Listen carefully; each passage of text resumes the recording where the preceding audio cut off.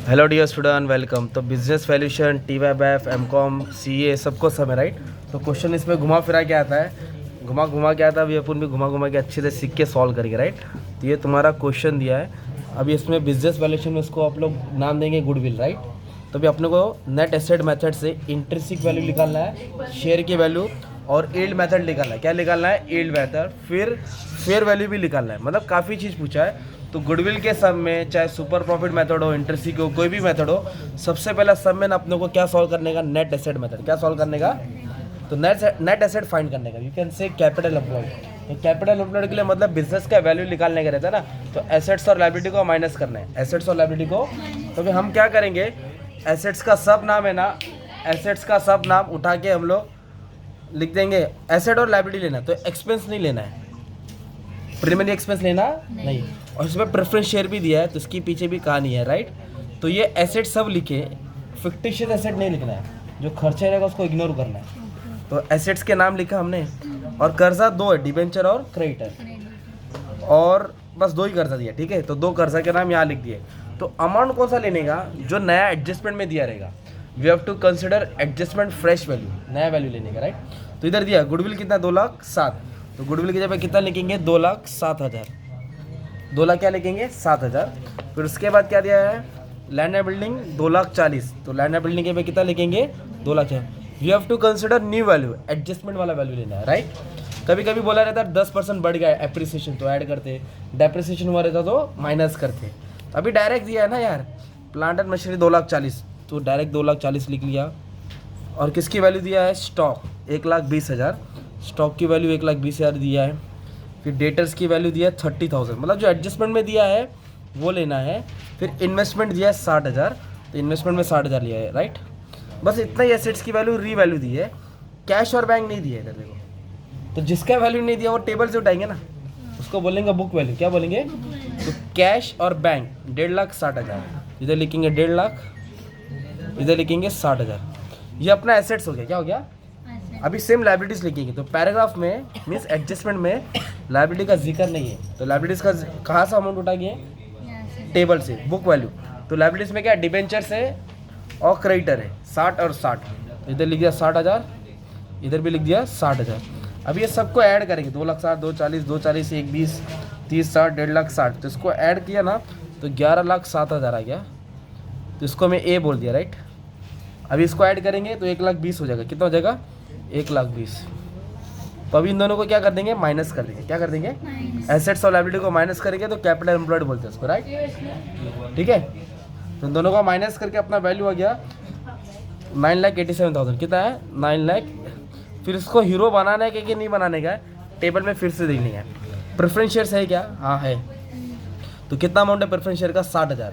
Preference share मतलब होता है वो पैसा रिटर्न करना पड़ेगा ना, तो इसको हटाना पड़ेगा। कभी कभी सब में ना प्रेफरेंस शेयर्स नहीं रहेगा, मोड वाला समझ लो। अभी वाला सब में शायद से प्रेफरेंस शेयर्स नहीं है, तो नहीं लेने का था, राइट। तो प्रेफरेंस शेयर नहीं था, तो यही फाइनल आंसर है ना तुम्हारा।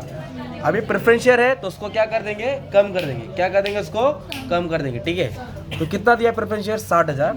तो प्रेफरेंस शेयर कैपिटल माइनस करना रहता है, ठीक है। तो इसमें से 60,000 कम कर देंगे तो आपको नेट एसेट मिलेगा। क्या मिलेगा? Net asset. तो 9,87,000 में से 60,000 माइनस किया तो 9,27,000 आया, राइट। ये तुम्हारा फाइनल अमाउंट आया। मतलब बिजनेस के बाद ले दे के इतना बचा है, तो इससे बिजनेस का रियल वैल्यू मिलेगा उसका। जैसे मार्केट प्राइस होता है, शेयर प्राइस होता है, फेस वैल्यू छपा हुआ प्राइस रहता है, जो शेयर सर्टिफिकेट रहता है। इंटरेस्टिंग वैल्यू इसकी असल वैल्यू मालूम पड़ेगी। तो इंटरेस्टिंग वैल्यू का फॉर्मूला क्या? नेट एसेट मतलब ये divide by number of equity shares. मैंने फॉर्मूला नहीं लिखा, तुमको याद करा दूँ। नेट एसेट्स को डिवाइड करेंगे किससे? नंबर ऑफ इक्विटी शेयर से। तो नेट एसेट कितना है? 9,27,000 है ना। और डिवाइड किससे करना है? Number of equity shares. तो नंबर ऑफ शेयर नहीं दिया भाई, 6 लाख दिया है, और एक शेयर 100 रुपये का। तो बाजू में देखो ना, नंबर ऑफ शेयर दिया ना 6,000। कभी कभी ये नहीं दिया रहेगा, तो 6 लाख को 100 से डिवाइड करेंगे तो 6,000 मिलेगा ना। तो 6,000 से डिवाइड करेंगे किससे? तो इसको जब सॉल्व करेंगे तो इसकी इंट्रिंसिक वैल्यू आएगी 154.5। इसको नेट एसेट वैल्यू भी बोल सकते हैं ना। 154.5 इसकी असल वैल्यू है। अगर मार्केट प्राइस 200 चल रहा है तो अब 200 में नहीं खरीदना, जब इसके आसपास आएगा तो खरीदना, वो ओवर वैल्यू। और इससे कम रहेगा तो अंडर वैल्यू है ना, राइट। तो ये हो गया तुम्हारा इंट्रिंसिक वैल्यू। क्या हो गया? अभी अपने को ना यील्ड मेथड सॉल्व करना है। क्या करना है, कितना रिटर्न कमा रहे हैं। तो यील्ड वैल्यू में ना कभी कभी सम में ना ऐसा दिया रहेगा 5 साल का प्रॉफिट दिया रहेगा। कितना साल का दिया रहेगा, तो पहले टोटल प्रॉफिट लाएंगे कि क्या निकालेंगे, 5 को ऐड करेंगे, 5 से डिवाइड करेंगे, 5 को ऐड करेंगे। बट हमारे वाले क्वेश्चन में डायरेक्ट एवरेज प्रॉफिट करके दिया है, 1,14,000 डायरेक्ट रेडीमेड दिया है। कभी कभी टोटल दिया रहेगा ना, इधर एवरेज प्रॉफिट डायरेक्ट दिया है 1,14,000। अगर 5 साल का रहता 5 को ऐड करते और 5 से डिवाइड करते तो एवरेज मिलता। 4 साल का रहता 4 को ऐड करते, 4 से ऐड करके डिवाइड करते। अभी फिलहाल रेडीमेड दिया ना, इधर डायरेक्ट वही लिख दिया, वही हीरो हो गया। आगे क्या बोला अभी पढ़ते हैं। और every year an amount of 10% of profit was transfer to general reserve. कितना पैसा ट्रांसफर किया, 10% ट्रांसफर करना है, मतलब जमा करना है। और 10% रेट ऑफ रिटर्न है, क्या है, इसको NRR बोलते हैं, नॉर्मल रेट ऑफ रिटर्न। क्या बोलते हैं इसको, तो फिलहाल इसका लेन देन नहीं है। तो टैक्स भी नहीं दिया क्वेश्चन में, क्या नहीं दिया है। कभी कभी ऐसा क्वेश्चन में आएगा 10% प्रॉफिट 10% टैक्स बोला रहेगा, या 10% कुछ बोला नहीं है, नहीं तो नो प्रॉब्लम। अच्छा कितना परसेंट ट्रांसफर करना है, 10%। तो इसके ऊपर 10% निकालेंगे तो 11,400 आएगा। कितना आएगा, तो ये प्रॉफिट से 11,400 कट लेगा ना यार, तो अपने पास बचेगा 1,02,600। कितना बचेगा, 1,02,600।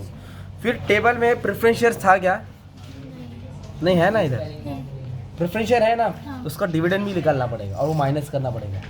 तो अमाउंट कितना है, 60,000, और परसेंट कितना है, 10। तो 60,000 पे 10% डिविडेंड निकालेंगे तो 6,000 आएगा। 60,000 पे 10%, तो 60,000 पे 10% कितना है, 6,000। तो 6 क्वेश्चन में नहीं, अपने को याद करना पड़ेगा। जब प्रेफरेंस शेयर दिया ना, वो इधर भी माइनस होएगा और डिविडेंड इधर माइनस होएगा। तो डिविडेंड कितना है, 6,000 है। 6,000 कैसे है, 60,000 पे कितना परसेंट निकाला, 10%। डिविडेंड भी क्या करेंगे, माइनस करेंगे, तो आपको एक अमाउंट मिलेगा। फिर टैक्स माइनस करेंगे।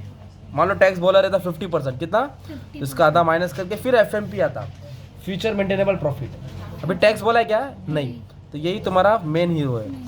तो प्रॉफिट को कट पिट करके जो अमाउंट आता है, प्रॉफिट को जो बांट पिट के आता है, उसको FMP बोलते हैं, फ्यूचर मेंटेनेबल प्रॉफिट।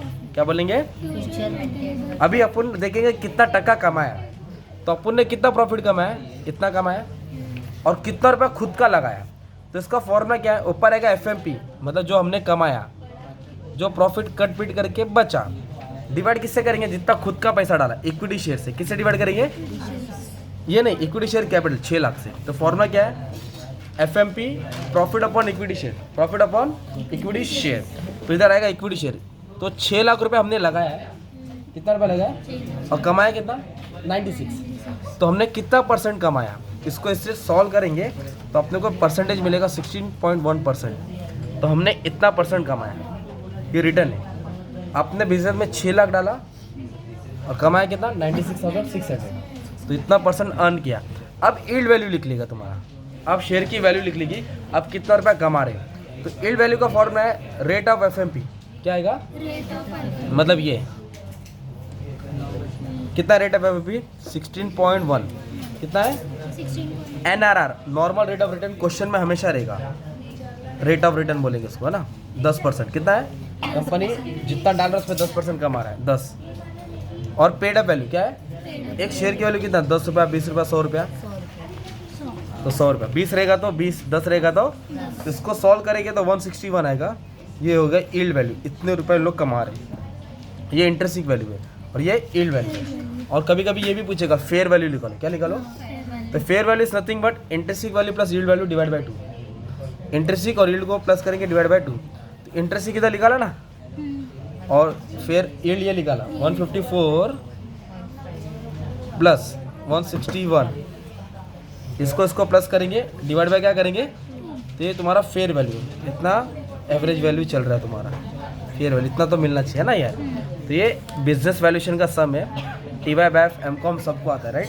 तो सेम टाइप का सम इधर भी है, इसका स्क्रीनशॉट लेके आप सॉल्व कर सकते हो, है ना, एकदम इजी है, सेम इसके जैसे है। और इसके जैसे 8-10 सम मैंने सॉल्व किया, तुमको ढूंढेगा तो मिल जाएगा, ठीक है। एक तुम्हारा टॉपिक कवर हो गया अच्छा खासा 10 मिनट में, ठीक है। Thank you very much and all the best for exam.